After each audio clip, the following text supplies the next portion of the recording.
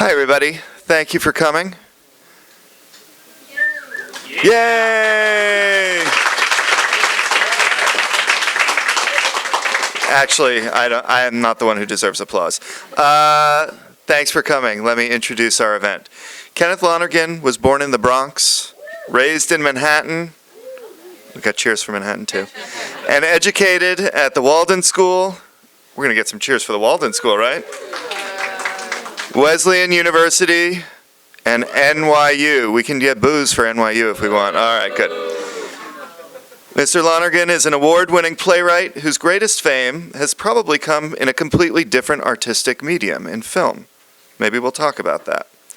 A revival of his 2001 play Lobby Hero is opening on Broadway in 2018, directed by Trip Coleman and starring Michael Cera. After a previous revival of that movie in 2011, the New York Times called Lobby Hero the best new American drama of the first decade of this century. When the revival comes out, it will still be the best play of the millennium. Welcome, Kenneth Lonergan.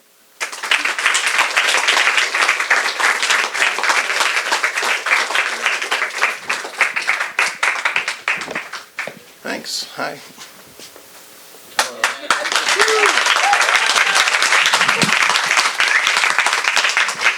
So we're going to talk a little bit. I'm going to ask some questions. We might show a clip or two, and most of the time will be for all of you.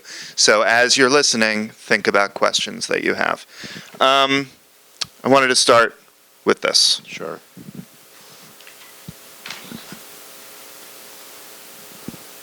Warren, whatever. You're at FIT, right? Jessica, yeah, I really like it there. It's a little jappy for me. But there's a lot of really great people there if you know where to look for them. But it's kind of weird because I'm living at home, which is great. Like, my mom and I get along incredibly well. But a lot of my former closest friends are out of the city now. And sometimes I wonder, if I should have, I don't know. Warren, so are you heavily into fashion development? Jessica, yeah, I've been doing a lot of designing. I've always done it. It's what I want to do. Warren, well, my basic philosophy about clothes is that they should be comfortable and not look like too many people had to slave over their creation. But then again, I'm not very fashion-oriented. Jessica, yeah, but you will be someday. Warren, I doubt it. Jessica, yeah, but you will. Your whole personality will be different. Where did that come from? Which part? Well, first of all, the FIT part. Well, I wanted her to be going to school in the city and to have done something slightly unusual for her peer group and to not be so sure she did the right thing. And I wanted her to be living at home. I'm not totally sure why I wanted all those things. I know why I wanted some of them. I'm not totally sure why I wanted all of them because that play was written in the 90s, and that was a while ago, so I don't remember the impetus for all the material. Did you know people at FIT when you were growing up? No, it was just a familiar name in the city of a city college in the city, and I didn't know anyone who went here, and I didn't really, frankly, know a lot about it. It was just a specific there to buttress the illusion of verisimilitude. Well, we'll teach you some more over the course of the evening. I'm sorry, can you not hear me? I'm sorry, can you hear me now? Oh. I think that this is the best we're going to be able to do. I'll try to speak more closely to the mic. I didn't want to give the feedback. Okay. Thank you. Is that the elevator or is that feedback? That is the elevator. Okay. Debbie, would you mind closing the door for us? Thank you.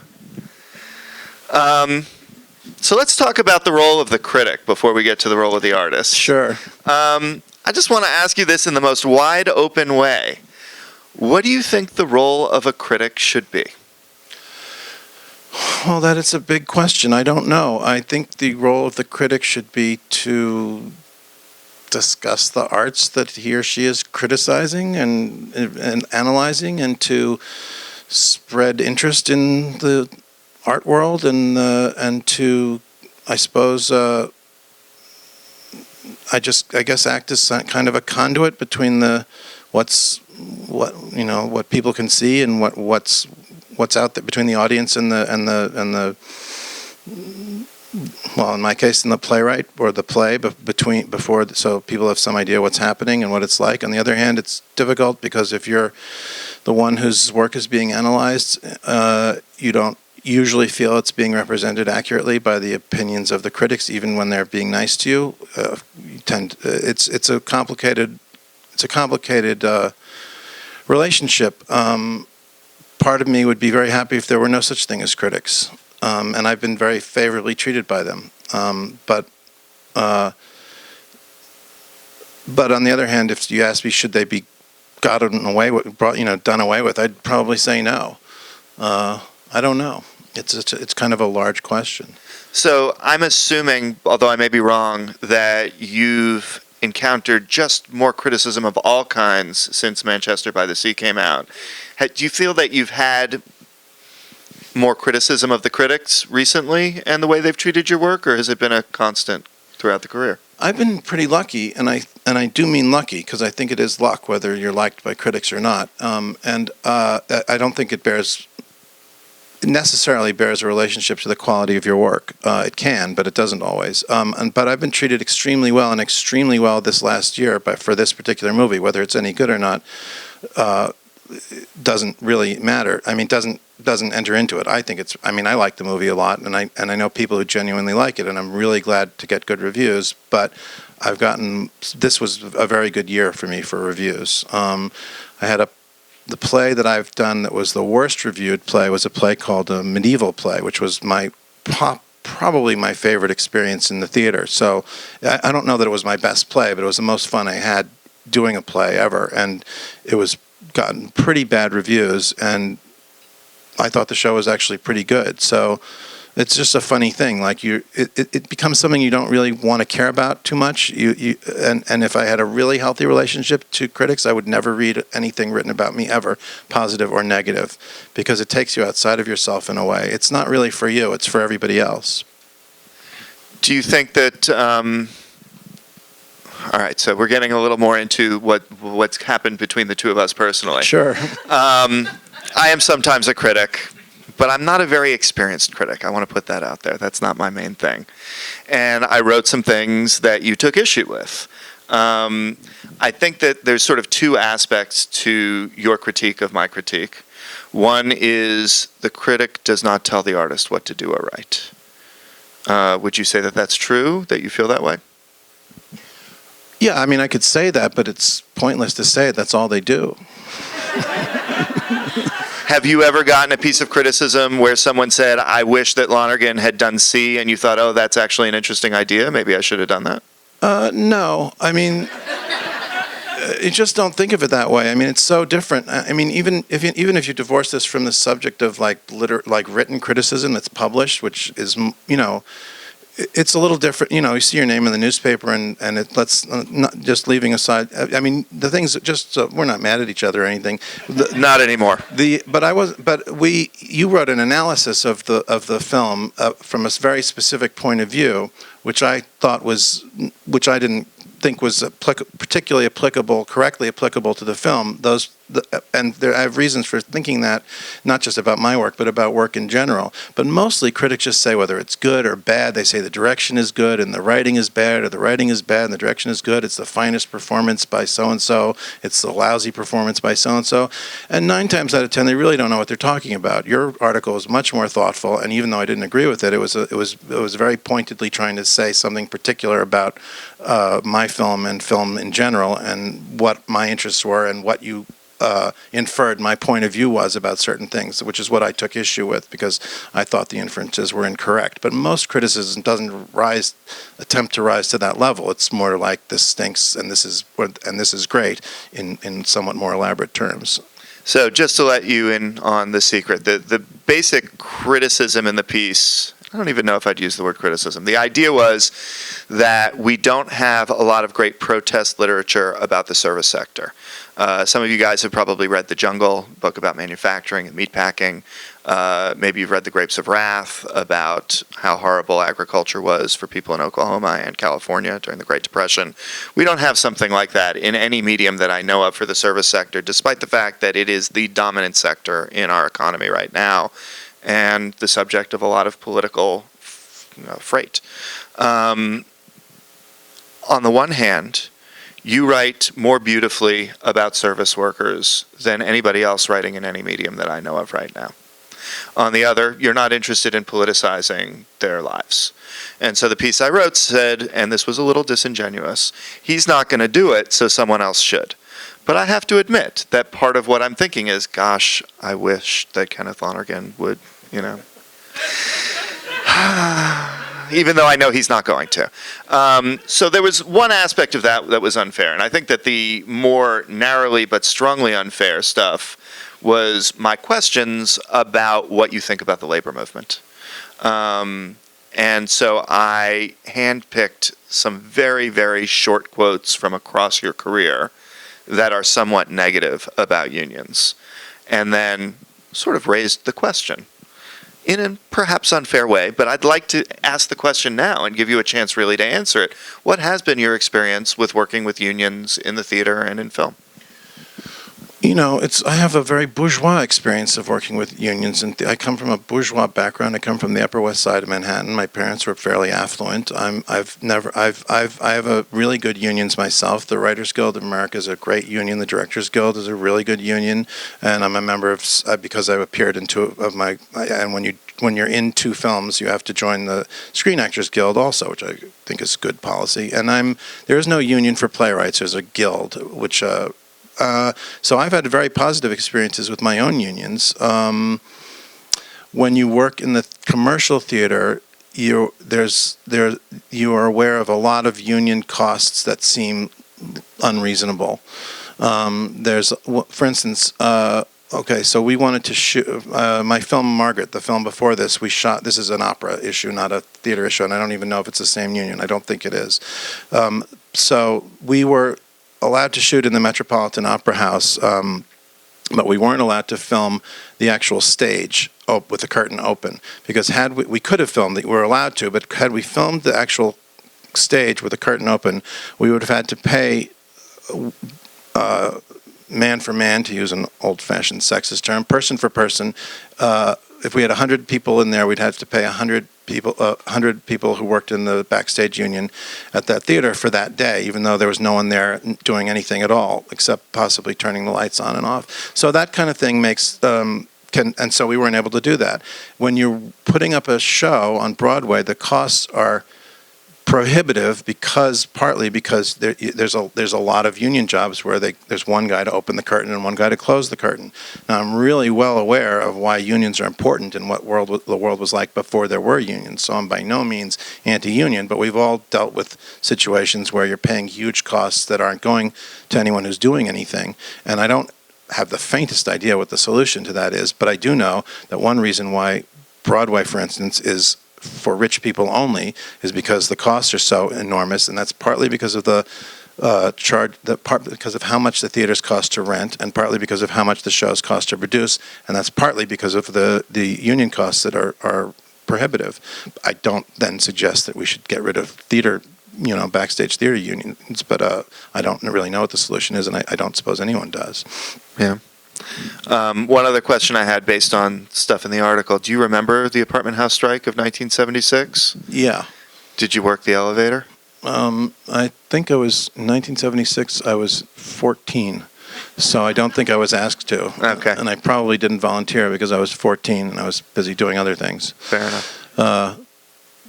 No, I don't think I worked the elevator. I think we had an automatic elevator by then anyway, and they didn't put the 14-year-olds on the doorman duty. Got it. Do you have any thoughts about that union, Local 32BJ, having grown up in a building where people worked?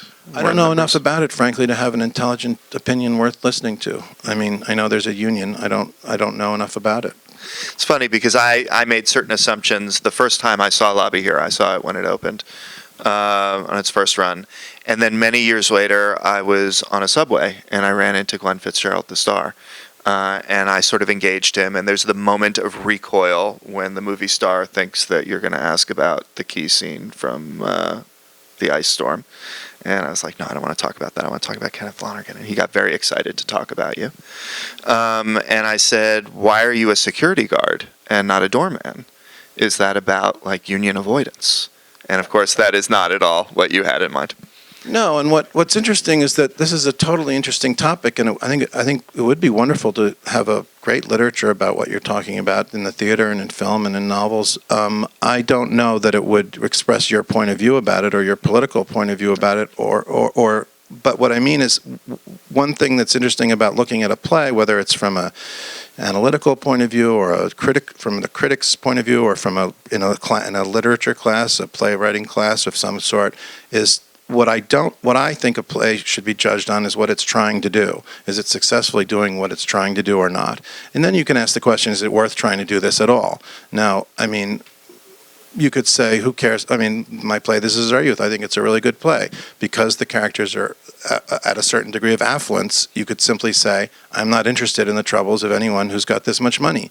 Then you then wipe out quite a huge percentage of literature, and I think the human experience as passed along to audiences through those plays and movies.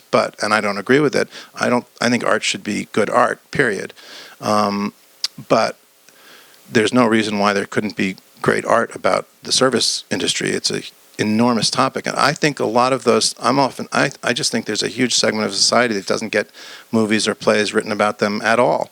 Because most of the people who stay in that part of the world don't write movies and plays. And I don't know if it's because nobody wants to see them, because that's not yet been demonstrated, because I don't know that they've been produced.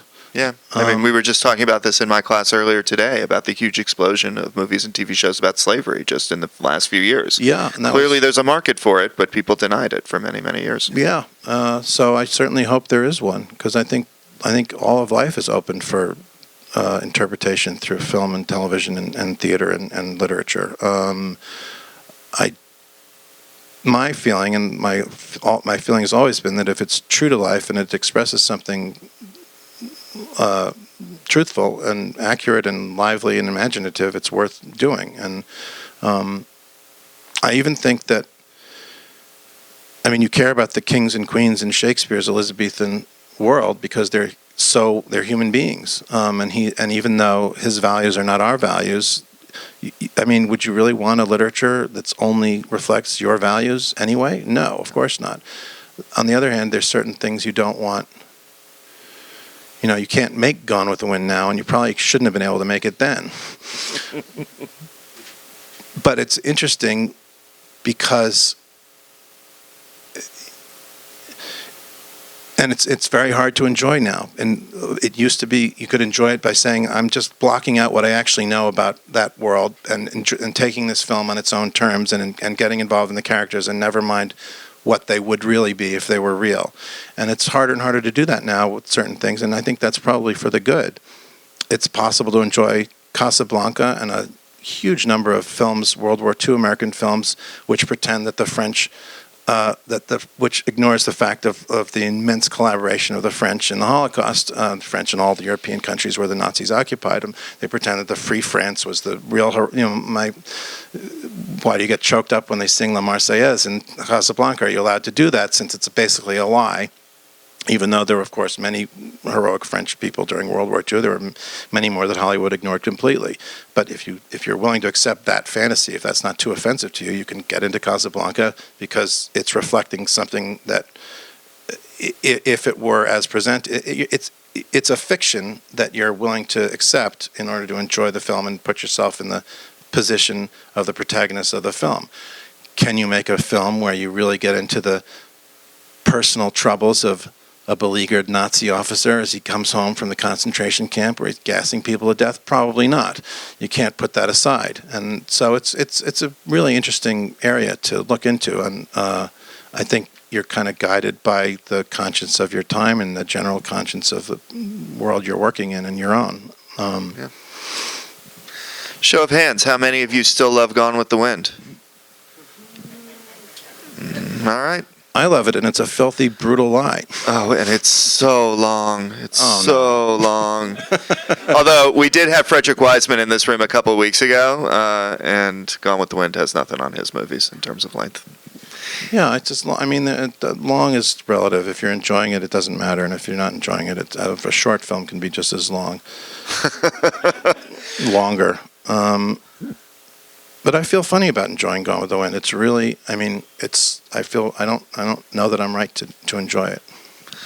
I was thinking I might want to show a few minutes from the beginning of Manchester by the Sea so we can talk a little more about service workers. Sure. I'm going to turn on the projector. We should probably both step aside so that we don't get the light in our face.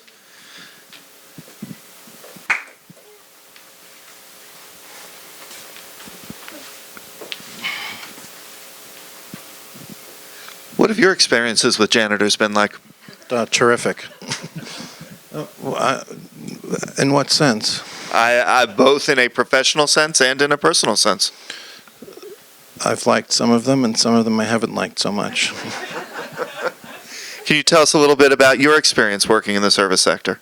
Well, I was a backstage doorman for a year for the Schubert organization. I was a delivery boy for a summer in a liquor store on 72nd Street where my stepfather used to get his wine from.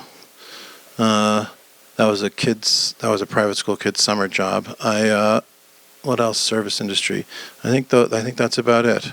I was a messenger. I was a messenger for a business before fax machines were invented. I used to take it was for a paralegal firm that had offices in Wall Street and in Midtown, and I used to take memos and I don't know what that was actually in the envelopes. It might have been a criminal organization for all I know, but I used to take them from Wall Street to Midtown and back and smoke a lot of pot on the way.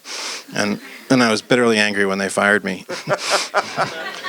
They fire you because of the pot or something else? They fired me because I kept wearing T-shirts to work, which they told me not to, and because when I wasn't taking messages, I was supposed to be cleaning up this kind of closet filing area, and I just never did. So they fired me. I was really mad, and couldn't possibly have been more worthy of being fired. In those service jobs, did you learn anything that was useful to you as a playwright? I was also a bartender for a few months at a place called Under the Stairs on 94th Street. Yeah, it's always interesting. I mean, those jobs are no fun, but it's always interesting to see a piece of the world that you would not have otherwise seen, no matter what it is. And I can't say what the direct result was, but I suppose the most there's a security. Oh, and the security guard actually, yes, very directly. The liquor store delivery job, which I think I was a teenager. I met a guy who was also working in the liquor store, who was a security guard, who became the model for the character in Lobby Hero, who not played by Glenn Fitzgerald, but who was played by Dean Graham last time. And he told me some stories about his life. I admired him tremendously. He was very organized and very serious and really impressive guy. And he worked all these different jobs and had a brother who was in prison who he talked about in a way that was fascinating. And I put in my show later on in life. And I stayed friends with him for a while, but we drifted apart. Get him an invite to the new... I don't remember his last name. Oh, that's too bad. His first name was Michael. That's all I know. Huh. Get a lot of Michaels. All right, well, we're putting this video up on the FIT website, so he'll see it there. Great. So you gathered material from these jobs, especially for Lobby Hero. Is there anything about the performative nature of a service job that affected the way you see acting or theater? No, I don't think so. It's pretty, it's a very different kind of work. The only thing I might say would be, there's nothing like creative or interesting or challenging about sitting at a desk for 8 hours or longer and signing people in and out.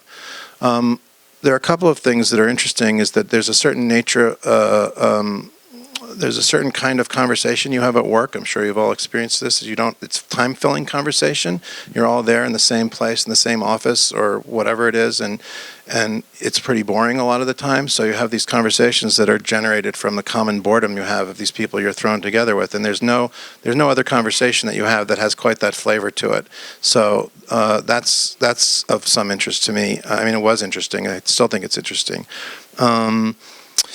But like, for instance, the work that this character does is very skilled. I mean, he has to know how to do a lot of things, and I've always admired people who can fix things and build things and are self-managing and can build houses and run boats and fix motors and fix cars and all that kind of thing, because I like to fix things, but I usually break them before they're fixed. And then I once fixed my typewriter keys when I still had a typewriter. And it took me 3 typewriters that I'd wrecked before I finally fixed one successfully, and I was really proud of myself. So one more occupation I want to talk a little bit about, and this is one that we don't see a lot of in your films, therapists. You come from them. A lot of your work deals with trauma. I would say the closest thing I know of to a therapist in your films is you as the priest, and You Can Count on Me. Yeah. So do you want to tell us a little bit about why you have mostly avoided that, and also maybe a little bit about your role in creating Analyze This? Sure. My parents, my mother and stepfather are both psychoanalysts, so I grew up with a lot of exposure to Freudianism and that world and that way of thinking. For one thing, you don't really choose your subjects. It's really true that they choose you in the sense that you don't control what interests you, and you can't control what interests you enough to write about it. I'm interested in a lot of things that I've never written about and probably never will, because for whatever the mysterious process is whereby the life that you're interested in writing about goes through your system, those things just haven't taken that path. Therapy is one of them, except for Analyze This, which is a special case. But I've seen, and it's a kind of a trope that's been disproven in the last 10 years that therapy is essentially non-dramatic because it's confessional. There's no conflict. There's one person there to listen. There's one person there to talk. But there's so many great examples of interesting therapy scenes in films and on television. The Sopranos is one, and Ordinary People is another. I mean, there's just lots and lots of them. So it's simply not true. But it feels a little bit like Who Cares to me, that setup. Unless there's some variation, of which there are many. So I don't even really believe it's intrinsically non-dramatic. It's just not something that ever happened to take off. I've tried to write a number of plays about which had therapists at the center of them or in them, and it just never worked out well. It just never yielded anything that I liked. Analyze This was a script that I wrote on spec to try to get started as a screenwriter to make a living, because I was tired of what I was doing, which was writing speeches for the Environmental Protection Agency, which is a real boring job. But it's sort of a skilled labor. It was using my skills in a way, so it was a good job to have for a couple of years. But I wanted to get into screenwriting because it's very lucrative, and you can live off one screenplay for a long time. And my stepfather told me this anecdote about a Sicilian, the only one Sicilian analyst in New York City at the time, I don't know about now, who had been approached by a major mafia figure who had gotten very depressed and wanted to talk to him. And his response was, the guy came in somehow or other, and he said, "Don't tell me anything. I don't want to know anything you're feeling guilty about. I don't know anything about your life. I don't know anything." And that was the end of it. And I thought it would be a funny idea if there was a psychoanalyst who took the mafioso on as a patient, because it just seemed like an amusing situation to me. And so this was before The Sopranos, which obviously is a similar thread running through it. But I wouldn't have written it if I wasn't trying to write. I wrote this as a conscious sacrifice fly in a way to sell to the movies for money, so I could work on my plays without having to go to work every day at the Environmental Protection Agency, which I was not helping to protect. So, although you've never watched the movie itself, I assume that you have a general sense of the plot line. Sure, some of it. Do you remember what your ending was? I remember what my ending was. I know it wasn't the ending they ended up. But you should just know, this script was bought and then rewritten by 14 different writers, and then finally solidified by Harold Ramis, who directed it. And 3 of us were credited because, according to the Writers Guild, there's various rules for who gets credit for the screenplays. But when you see a movie and it is written by more than one person, that's the iceberg of a complicated process that can be extremely complicated, or simply someone rewrote someone else's script and that's what got filmed. So Analyze This, I optioned and then sold 8 years before it was ever produced. I never went to, then they send you the script to when it's being the producer then proposes credits, and then the Writers Guild arbitrates who gets those credits. And if you're one of the writers and you don't think you're being given the credit you should get, you have to write a little statement as to why, and then there's a panel that decides who gets credit. So I read the script, so I know it's in it, but I don't remember it very well. So there wasn't one word of mine left, but the plot between the gangster and the patient and the psychiatrist is similar. The style of humor was similar. The title was the same. So I wanted story and screenplay credit because I thought they were offering me shared story credit, and I wanted shared story and screenplay credit. You also get more money if you get the more credits you get, the more money you get.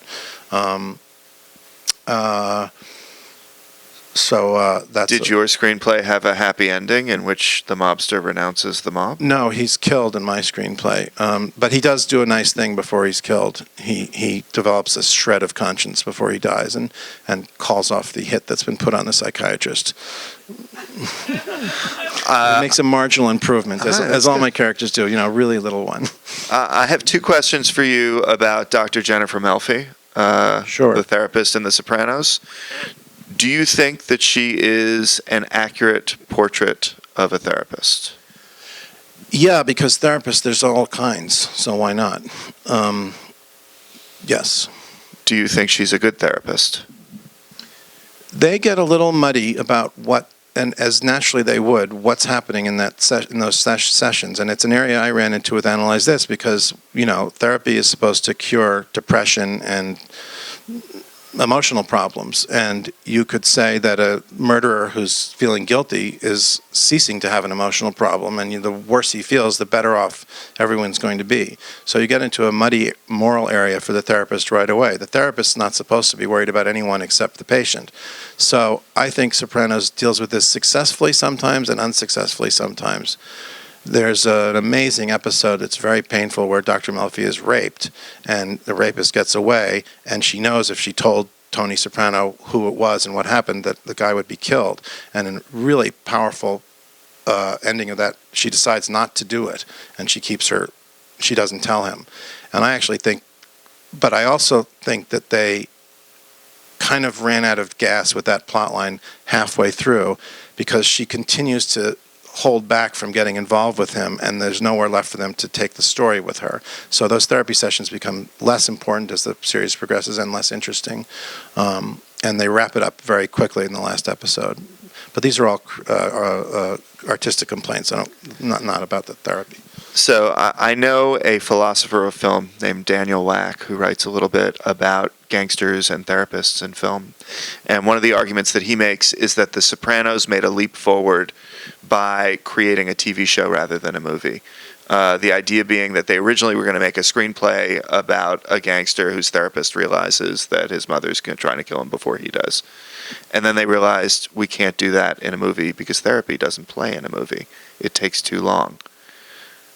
Do you think that television is naturally a better medium for portraying therapy than movies? No, I think all these generalizations are false because they're all exploded instantly the minute they turn out to be untrue. Sort of a not the greatest sentence I ever came out with, but you know what I mean. It's always true until somebody proves it wrong by doing it differently. So no, none of these generalizations are worth the time it takes to utter them, really, to me. All right, I have more questions, but I'm tired of my questions, so I'm going to step into the audience with my microphone and pass it around. All right, I got like 17 questions too, so I'm going to try to wrap it up in all into one. First of all, Analyze This. You think they changed that so they could make Analyze That? I didn't know. No, there's two I'm just movies. kidding. There's Analyze This, and then they made a sequel, Analyze That, which Right. my union got me $10,000 for, even though I didn't raise a wow. finger to do anything with it, because I had created the characters. That's awesome. That's amazing. So, okay, my real question is, all of your movies have such amazing sound editing. I think that no one else does. You put other conversations that would be omnis, in the forefront, in front of the main characters. And I'm wondering just kind of like how that comes about. Is it in post? Do you direct those scenes, or is it just something that you shoot this stuff, and then you hear kids playing in the park. I'm thinking of Margaret right now. Like, there's just so much that is going on at the same time, layering all of these things, and even in certain scenes, they'll start at the beginning, and it's almost feels like you start with the sound, and then that's what's really telling the story, and what you see comes after. And so I'm just wondering about the process of that and how that takes place.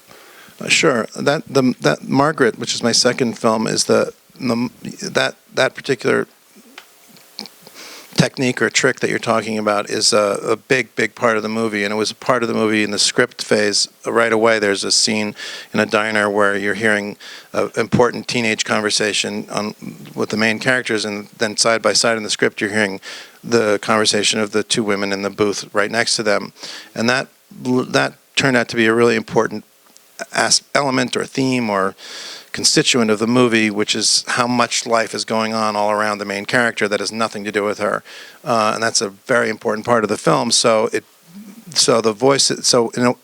short answer is all of the above. Some of it was written, a lot of it was edited in post by actors coming into the editing room, and I would write out dialogue for them to say. Sometimes a lot of it's improvised by actors at my with my nudging, and then some of it's recorded by the sound designer who went out and recorded a lot of conversations in the city. A lot of those were hard to use because the sound, it's very hard to get clean dialogue on the streets of New York, but especially the last pass. And in the version, if anyone would like to see this movie and hasn't, you want to see Margaret the extended edition, not Margaret the theatrical release, and you can get it on Amazon and iTunes. The only reason I'm pimping for it is because it's somewhat underviewed film, and I really like it. That was kind of my other question. How in the heck do you choose? Because I never saw the first version or the cut down version, but I did see the extended, and I don't know what you could lose. I mean, it's 3 hours, but there's nothing in my mind, and I don't know what or who, if anyone else other than you, decides what goes into the end. That's a long story. This particular film, the extended edition, is everything that I wanted in it. Well, everything that I wanted in it that I could get in it when I was able to re-edit it a few months after it was released. It's still not my ideal version of it, but it's closer than the other version.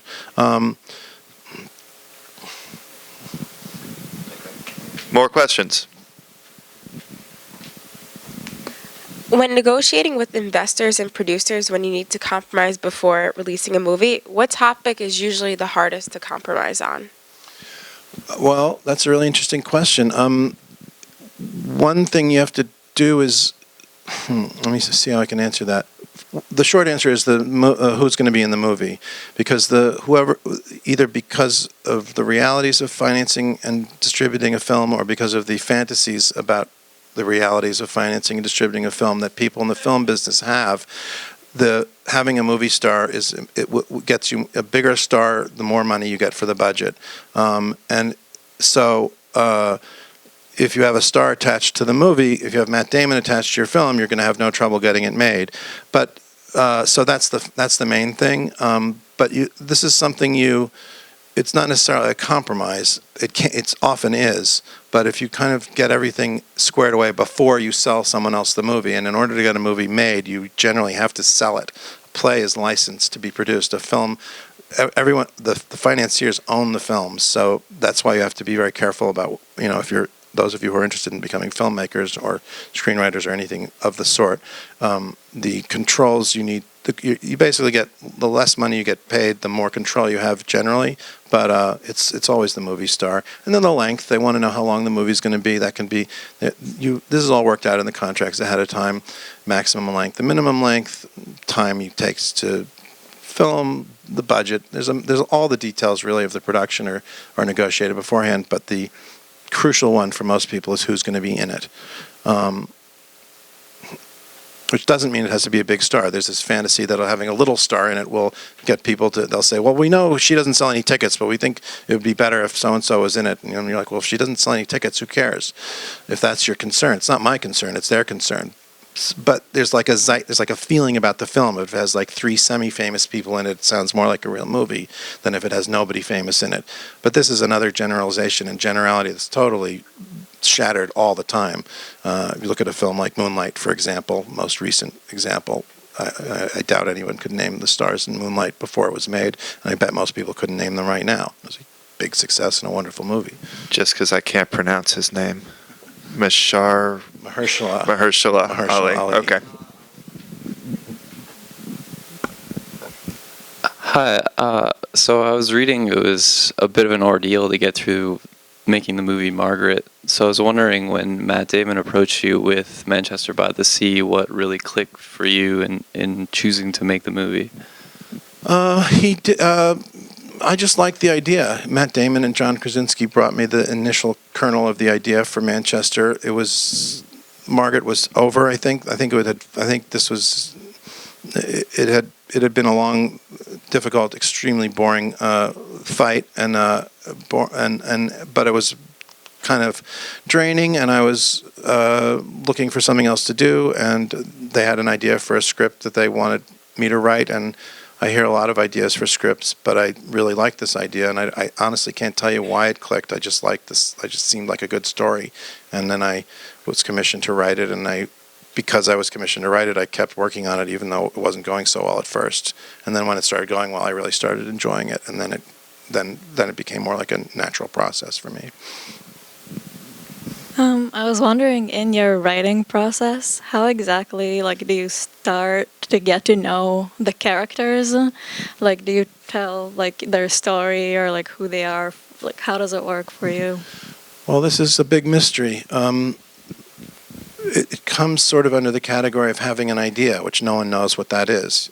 You think one day, oh, I'd like to write that would be a cool idea, a policewoman and a security guard standing in a lobby, and nobody knows. I had the idea for this character that Casey Affleck played. At first, I tried to write this script with another kind of guy in mind, and it just wasn't going anywhere. The original idea for this character was that he was kind of the town oddball, and people thought he was kind of weird, but he was actually kind of nice. And then he has this terrible tragedy happen to him, and he has this kind of very solid, can-do older brother. And my personal fantasy of the main character was very flat, and I wasn't interested in him, and I couldn't build him up to be someone I cared about or was interested in.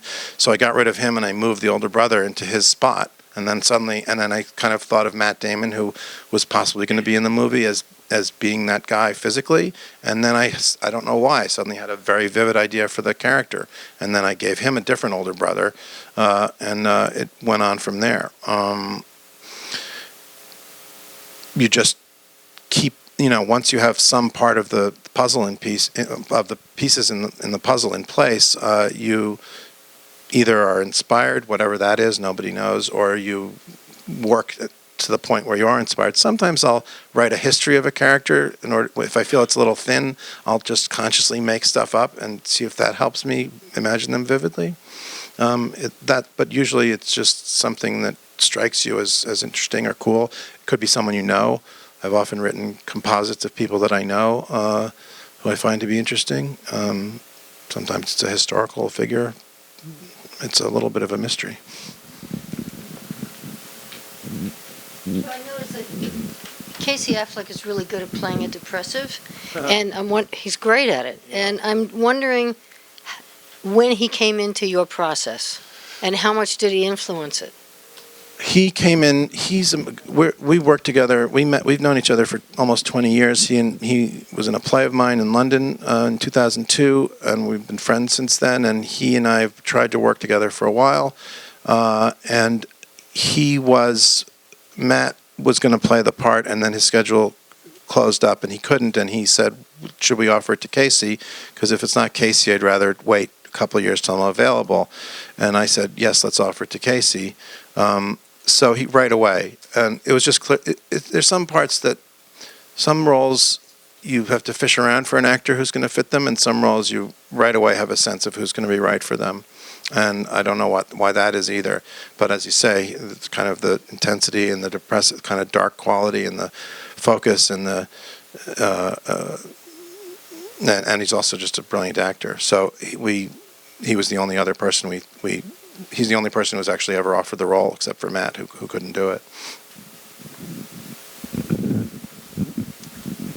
I'm not exactly, can you hear me? Yes. Oh, I'm not exactly sure which question to ask, but I'm in Professor Wilkes' Hollywood, comma, a history. That comma, I can't stop saying it. I don't know. But I saw a film yesterday I hadn't seen in a while, long while, called Airport with Burt Lancaster. Sure. And as soon as I saw, I think it was Molly Picon, the stowaway lady. No, that was Helen Hayes. Oh, Helen Hayes. All right. Sorry. That's all right. Helen Hayes. Okay. You know, when you see these films, I don't know, I really liked it. You know, the Van Heflin character, I hadn't quite remembered all the sequences, the Arthur Kennedy character. I thought it was a pretty good film. And sometimes when something's remade, it comes out very successful, but it's completely different. And I brought this up in one of the classes, that if you look at a movie like Titanic, that Titanic is very different than many other Titanics that were black and white, that came from the 40s or 50s, and it's completely different. It's like Mighty Joe Young. Yeah. The first one with Terry Moore is very different than and I think that's pretty clever of people to redo something, you know, in movies, because I guess there's an audience. You know? Yeah, just what is there? I agree with you. But I don't mean I'm not. No, I'm not being flippant. I just wondering if there's a question in there that I could. Not at all. So, what movie would you remake?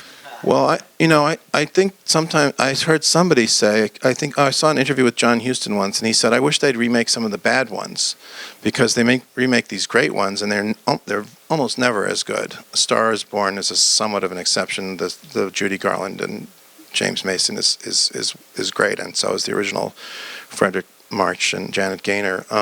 Airport, by the way, for those of you who haven't seen it, it's worth going on your computer and not your phone, but your computer, so there's a little size, and just showing yourselves the credits. This is one of the great credit sequences, in my opinion, of all time, because the music is incredibly good. It's just really dramatic 70s. Dun, dun, dun, dun. It's just really cool. It's also really important to understand the movie Airplane. If you haven't seen Airport, you don't really get Airplane. But it's a real good, it's like a pre-disaster movie, and it's got real huge stars from the period, and it's beautifully made. It's not like great movie, but it's a really fun and good, well done movie, and the credit sequence is fantastic. So yeah, I don't know. I think that's kind of true. I think there's a very obscure movie called Female with an actress named Ruth Chatterton about a female boss who sleeps with all these guys and kind of leaves them. She goes around. She's a powerful corporate executive. This is from 1934, I think, and she goes around New York, I think it is, and picks men up in bars and on the street and goes to bed with them and then kicks them out, which I've never seen before. And then at the end, she's tamed and she finds a man who will be her boss, and that's the end. That was kind of a crappy ending to a really good idea for a movie. I thought that might be a good remake, but I never actually was able to. Maybe I'll take it on someday. Who knows? What would be your advice to filmmakers on directing a movie or a scene that is involving such complex emotion and death? I guess it would be the same as my advice directing anything, but especially something that, if it means anything to you, to try to imagine it as vividly as you can, and trust your own instinct about what you think it would be like in the room or in that situation. It's a pretty big topic, so I'm not sure exactly what aspect of, like, whether you mean a scene where someone dies or just someone dealing with death, or. Do you feel like there's any emotional preparation that you have to go through before you're, on rolling and preparing the actors? And is there any mood afterwards? I just feel like it would be so dark. I think it's just a question of getting everyone. It's a little, it's hard to do. Some scenes are really hard to do. Some scenes are not so hard. I mean, this movie is greatly concerned with death and aftermath and after effects on people. And I think, be specific and try to be specific and truthful. They feed each other very well. I think that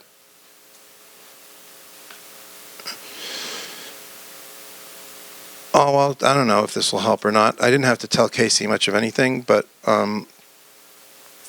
there's a scene in the movie where this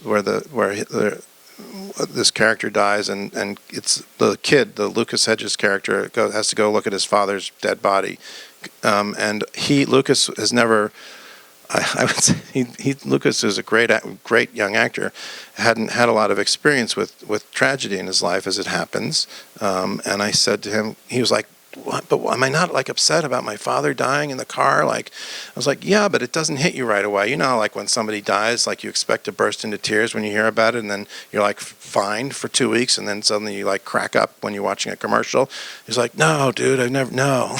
I was like, oh, okay. So you tried it. So then you're like, all right. What about when your girlfriend breaks up with you in 10th grade? And he was like, no one's ever broken up with me. So I was like, what am I going to do with this kid? He's had such a good life. But eventually we kind of found ways to get there. And but I remember, so this is later in the process after those initial difficulties, and we were and this is the only time I've done this, because I'm not someone who believes in manipulating actors by treating them, the way they would be treated in the scene. I like to give them a little more credit than that. I don't think they need to be tricked. If they're any good, they don't really need to trick them. They understand that you can help them understand the scene, and there are many great, way greater than me, way greater than I, directors who do that, but that's not my style. But I did do, Lucas, we were in a real morgue in a hospital in where the hell were we? North Salem, and Lucas was supposed to go. Casey did his scene with the body, and then we were supposed to shoot Lucas' scene, and he was showing people some crazy video from his phone. He was kind of dancing around outside the hallway because he was kind of loose and feeling good, and I knew he was going to have trouble with this scene, so I feel a little bad about it. I was like, Lucas, you're about to go look at your father's fucking dead body. You want to get off the fucking phone, please? And he's like, dude, I'm sorry. I'm so sorry. You're totally right. I'm sorry. And I upset him. And then a little while later, he came in and I said, just look at him and turn away. And then I said, look at him for a while. And he was great. And then I said, listen, I'm sorry. I'll never do that again. He was like, dude, you were so mad at me. I was like, I really wasn't. I just wanted to help you with the scene. He was like, oh my God, really? So I was like, but I don't usually like to do that. Hi, so I know that you may or may not consider yourself a playwright at heart, but I was just kind of wondering. You do. I figured you did. So I was wondering what it was that made you want to transition to film when you did. I know you started with screenwriting, but I started with playwriting in high school. I always wanted to be a playwright, and I started to when I wrote a lot of plays, and I started to get plays produced late in my 20s, and I started screenwriting only to make a living, because I knew by the time I was in my 20s, late 20s, I had enough friends who were working in the movies to know what happens to screenplays in Hollywood, which is what I've described a little bit, which is that they're sold, paid for very handsomely, and then dismantled and destroyed and rewritten by everybody who has any authority to rewrite them until the movie is finished completely. There are many exceptions to this, especially if there's one particular powerful person. If there are more auteur-type movies. There are more movies where this is not happening now than there were in the 90s when I was getting started.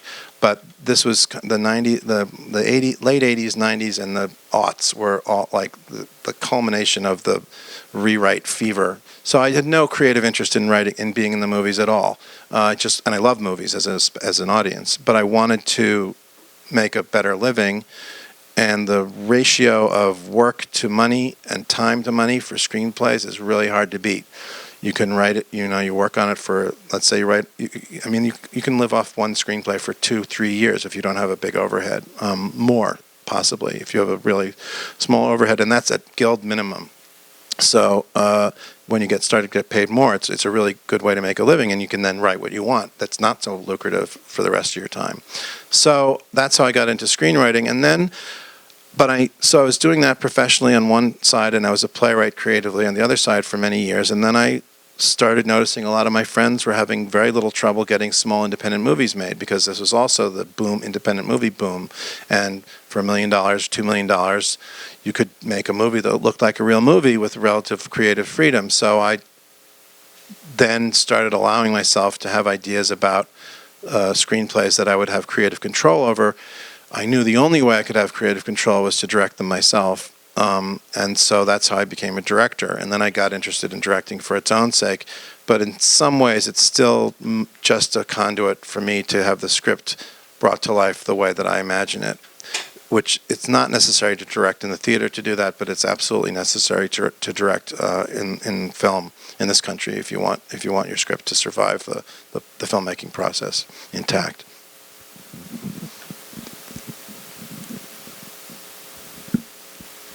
Do you think Manchester by the Sea was in any way affected by Casey Affleck being accused of sexual assault? And do you think that your career will change in any way by your decision to work with and defend him? He wasn't accused of sexual assault. He was sued for sexual harassment by two people who were working on a film that he had done, and then the case was settled out of court by everybody, including the two people who accused him. I don't see that my film was affected by it at all, except there was a lot of bad press for Casey and a lot of people misunderstanding what had happened, and to the point whatever you think might have happened, the fact that you just said sexual assault I would hate to have people saying that I had been accused of sexual assault if someone had sued me for sexual harassment. So the fact that it's around on the internet to this degree, with this degree of exaggeration, and I'm not blaming you personally because you're not the only one, really it bothers me because I love him and I know what the story is, and I don't like to talk about it because every time I say his name, if you Google him, whatever I just said about it, it's not my problem, it's not my issue. It's not mine to talk about and publicize. I wrote one letter to my college newspaper because it really annoyed me, but it was one out of many articles that I'd read that annoyed me, and it happened to be up late, and I happened to write to that. And I never imagined it would get all over the internet, but I'm 55 years old, and I'm not quite hip to the internet. So if it was my issue, I would be more than happy to talk about it, but I don't even like to discuss it, especially if I'm being filmed, because it's not my issue. And I think it's just a shame, because I think it's a real serious problem, and I think and the men are not historically the people who have been victimized by it, by the wildest stretch of the imagination. But in this particular case, I think it's just I feel very bad that this all came to light in the way that it did, and I wish there was some way to set the record straight with that. I don't know that there is.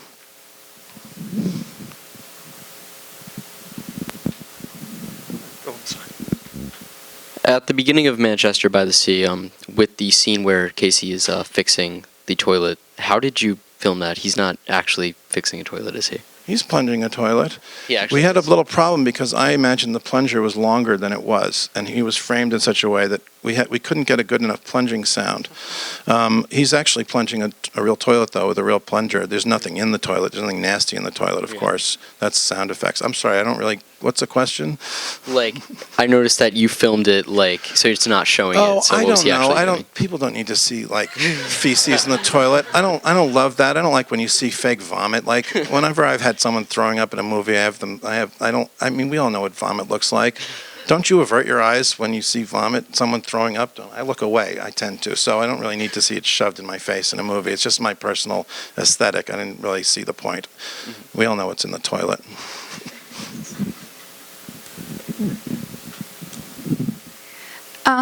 I think that writing can sometimes be a little lonely. And at what point do you share what you write with people or research your subject? When does it move from being just you and your typewriter to something you show in the end? As late as possible. I think the less confident you're feeling, the more you have an impulse to share it. And sometimes it's really important to get a little encouragement early on.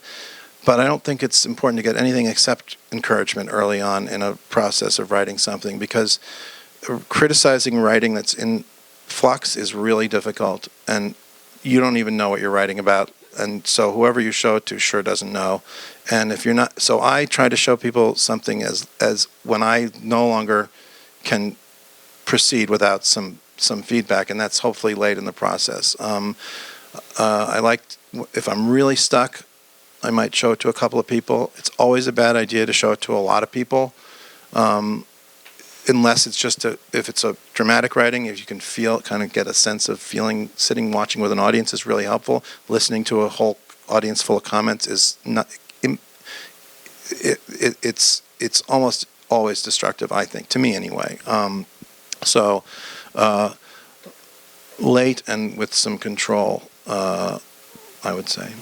Do you have go-to people that you show things to, or what sort of people do you share them with? Yeah, I sure do. I have some friends that over the years who I always show my stuff to, and then I'll, just usually it's the same group of friends over the years. Really, the person I used to show everything to was sort of my mentor. Died, in 2003, and that's a terrible loss because she was the smartest person I've ever met, and she helped me with everything I wrote from the time I was in high school till the year before she died. And so that was a woman named Patricia Broderick, who's Matthew Broderick's mother, who was just a genius and just taught me like everything. So that's a big. It's harder to write without her.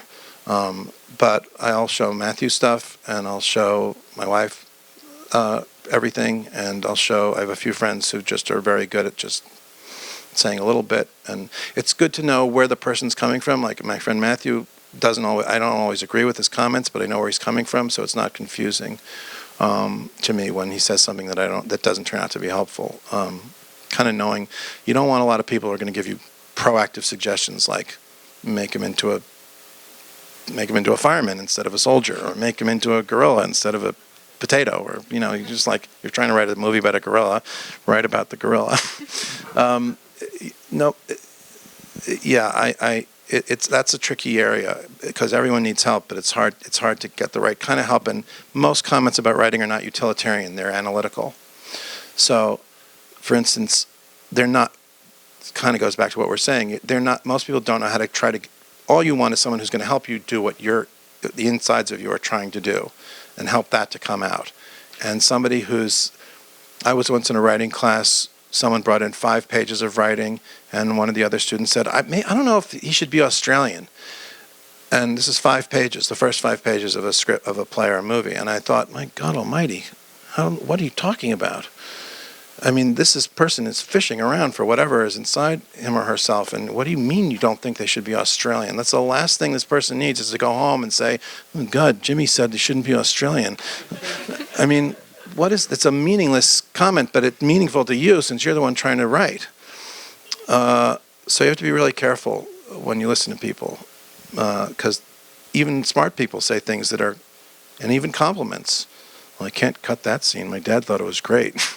And that scene will stay in a lot longer if your dad thought it was great, and it maybe should be taken out. So what would you say is your favorite part of being a writer?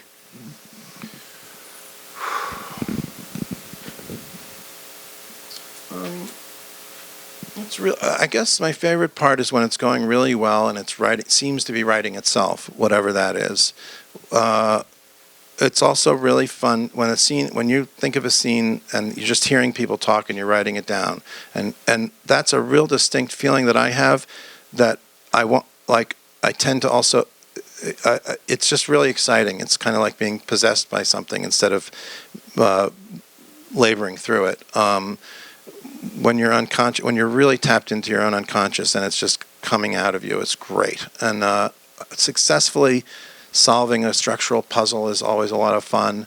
Having an idea is a great feeling, and of course, and it's a really satisfying when people connect to what you've done. Not just because of your ego, but it's just a beautiful feeling to have that. I mean, I think these plays and movies, and I think art is important because it connects people. And I mean, you can be somebody else for a couple of hours in a profound way from anywhere in the world if it's done well and if you're open to it, and if there happens to be a connection there. So all those things I love.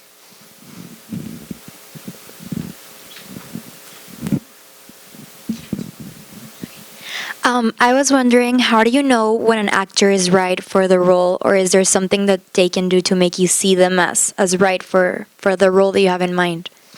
There's a lot of answers to that too. The first thing is you have a imaginary person in your head, and you're looking for someone who is as close as possible to that, who's a good actor.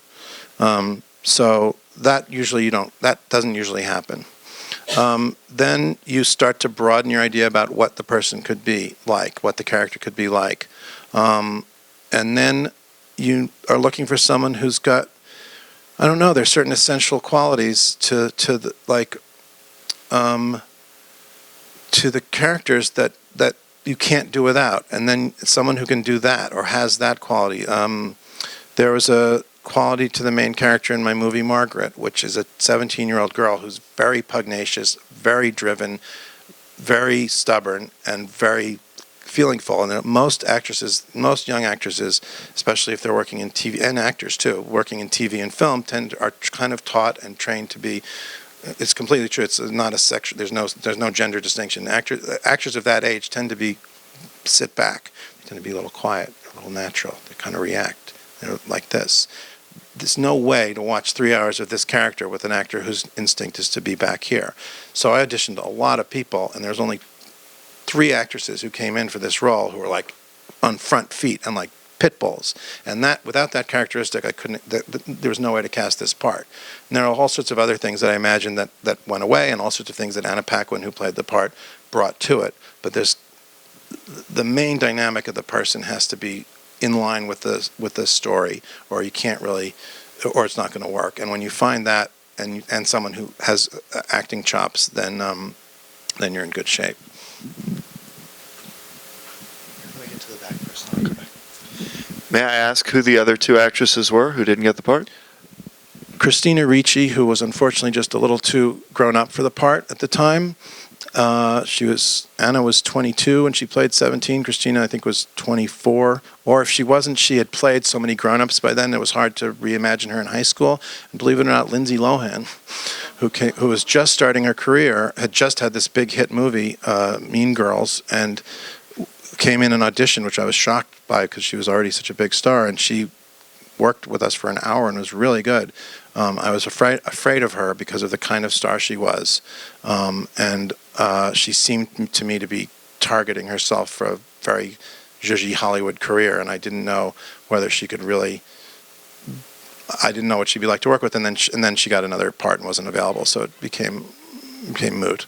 This is before she had any of the problems that have plagued her, and she was totally nice, very professional, and really like front foot, as they say.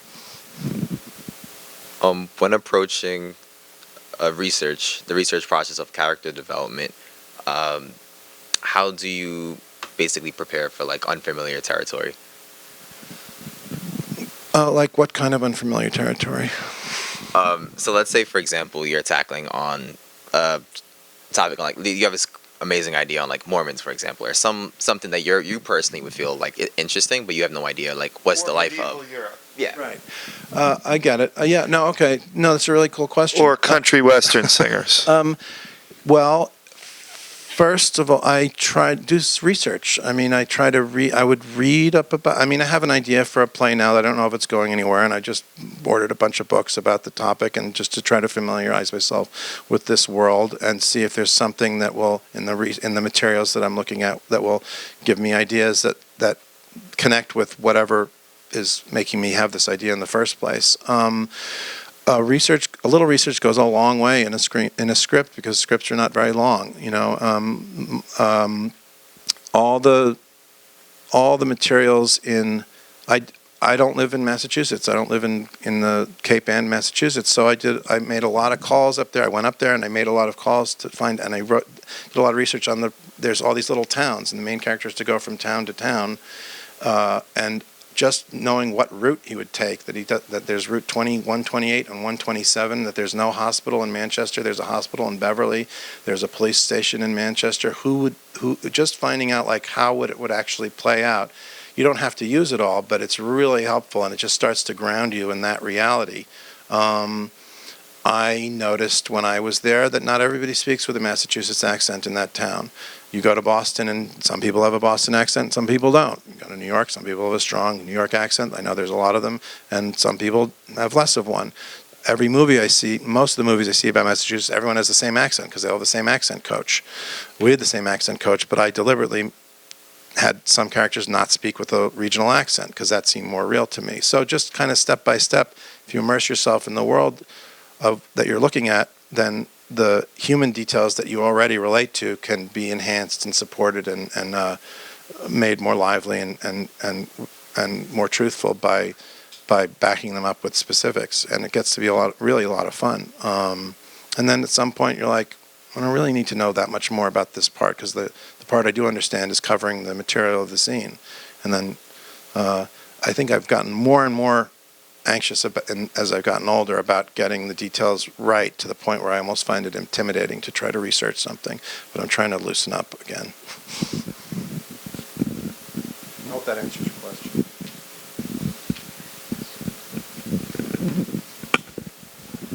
So you've been able to move back and forth between the screen and the stage as a dramatic writer, and also have had multiple productions of your plays.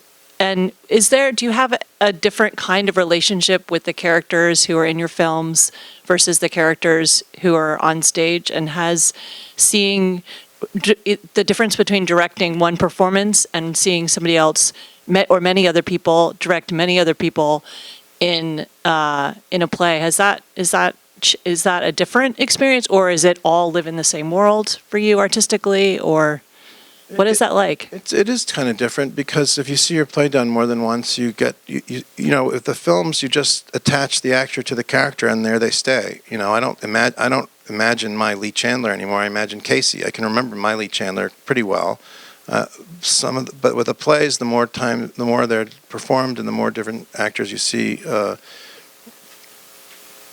manifest the roles, kind of the sense of the character becomes a little looser. You still have a kind of an idea, like I was discussing before, about what the basic traits of that person are.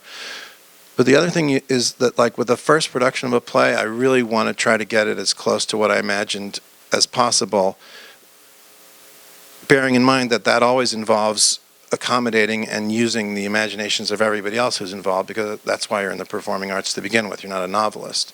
But I'll really try to get my definitive version as best I can the first time around. Second time around, or the third time around, if I'm lucky enough to have a third time around, you want to loosen it up because I've had my way. So, and you want to keep it has to be good, and you want to keep your eye on it and make sure it works still, but you're willing to not have the character embodied the way you imagined. You might cast somebody very different and try offbeat casting where you wouldn't have before. But that's not that different in a way from the process of switching your idea of who's going to play the part in the first place as you audition different actors or as different actors become available. So you kind of have to keep your character in mind and keep it loose enough that the right person can come along. But with film, because it's only the one time, it tends to coalesce and gel more permanently.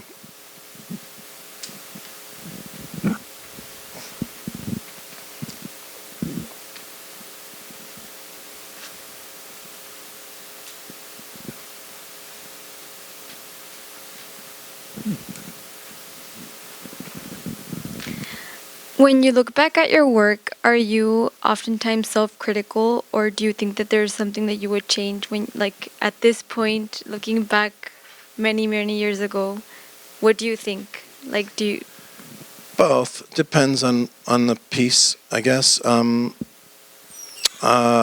Sometimes sometimes I'm really happy with what I had done, and other times I think it could have been improved. I've learned over time that you can't go back and fix something, really.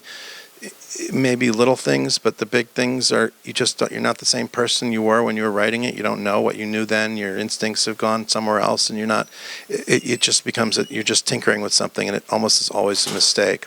So even if I'm unhappy with an older play, I wouldn't change it now. I have a production of a revival of a play coming up in the spring, and there are some things in that play that bug me. I won't change any of the big things that bug me because I don't know how to fix them, but there's some little things that I'll probably adjust, and I bet I'll be wrong to do it. you tell us what a big thing that bugs you about Lobby Hero is? Well, I think it's a little. To me, it's a little bit of a melodrama, and I don't love melodramas. There's too much action packed into that lobby. It would never happen. There's too much happens over 4 days. So and then like This Is Our Youth, for instance, which I think is a better play. It's more natural that those things would. Still, any play has more in it than would happen over the course of time. Almost any play has more in it than would naturally happen. But so it's not like a crime that I've done it too. But there's something about. I don't really know anything about the police, you know what I mean? I did a little research. I talked to some policemen. I had a district attorney friend who helped me with research, and I think I got a flavor of it right, but it's a little embarrassing. So many cop shows. I don't want it to sound like a cop show. And I know the characters are really good, and I don't mean to be immodest, but I think the characters are really good. So that weathers the moments when I'm a little embarrassed by all the talk about cops, you know what I mean, like that. And there's something about it that goes too many turns, in my opinion. There's like a lot of moral twists and turns and re-lookings at things, and I think it goes one or two too many for me, but there's no way I can fix it now. And I don't mean I think it's bad. I think it's pretty good, but it's not that I dislike it, but I think it's my least favorite of all the plays I've had produced. But I like them all. It's like, you know what I mean? So I'm not being, mean to myself. It's just, yeah, if I had to rank them in my personal, I don't even know if that means it's not as good. I just don't have the same, like the other ones I'm pretty pleased with. And I'm pretty pleased with that too, but it's just, I don't know, something about it that I find slightly embarrassing. But don't tell anybody that I said that. All right, well, thank you so much. I mean, gosh, guys, can we get like a round of applause? I think I might be the last one, but like this has been amazing. Incredible. I hope you're producing something with Mark Ruffalo, and if so, and he's a brother. Okay. Can the camera see this right here, Mark Ruffalo? Right? All right. No, just kidding. But I am actually an actor. I don't go to FIT. I snuck in here. But my question, I'd do anything for this, and this is I'll try to make it real quick because I think we're all ready to. I think you're ready. Specifically in the movie Margaret, the scene that you were directing and acting in, which was the perfect director-producer part, and I loved it. When the over-talking scene, when your wife walks in, you're on the phone, and there's just so much going on, but how it came out was edited perfectly. And I think we can all agree, if we saw the movie, like, we've all been in that situation, but to recreate the feeling that when two people are talking to you at the same time and to edit it, what was the biggest challenge with actually being in the seat as an actor and also directing it and cutting it and editing it, and you're shooting in two different locations, multiple angles? How do you do that? You snuck in past all those security guards? We weren't sure I was going to get to shoot. We weren't budgeted for my scenes, so we shot Anna's side of it first, and it was pretty sure we were going to have enough money left over to shoot my scene. So we shot Anna's scenes, half the conversation first, and then we got the extra 2 days, and I was able to shoot my scenes. And it was shot just the way it was written, and it was written the way I remember being involved in those kinds of conversations. I have a very blotchy memory, but the things I remember really well. And I tend to remember conversations, the ones that make an impression on me, I remember them really well. Those that I don't, there's huge years that are just blanks, total blanks of nothingness. But occasionally I remember like one phrase here or there. Anyway, so it was just one of those scenes. That was a very easy script to write. It all felt really good, and shooting it was easy too, because I asked my friend Matthew to be the director for the day, because I didn't want to direct myself. So I helped decide what the camera angles were, but he kind of coached all of us through that day, and he's great. So that was a really actually relaxed day for me, because I didn't have to be the boss, and I didn't have to worry about directing the movie that day, which was wonderful. Just being an actor was a real vacation. So I have one last question for you. When we were talking a while ago, you said that you had a script that never got made, which had an elevator that was central to it. Oh, yeah. A thriller, maybe? It was kind of a thriller. Can you tell us a little bit about it? Sure. It was a rewrite I did about an elevator inspector who gets involved in some kind of caper, and I honestly don't remember it. It was one of my it was first or second hired jobs. It was for Tribeca Films for Jane Rosenthal, who was really helpful to me in my early career. It's a friend of mine, and she had this script that they wanted to be written, and I don't remember much about it except I changed the character. I based the main character on this actor I loved named Severio Guerra, who was a really distinctive personality, and there was a final fight sequence in the elevator shafts where the elevator's all zooming up and down, which I thought was kind of cool. I was kind of proud of because I'd never written like an action sequence before, and I don't remember much about it except that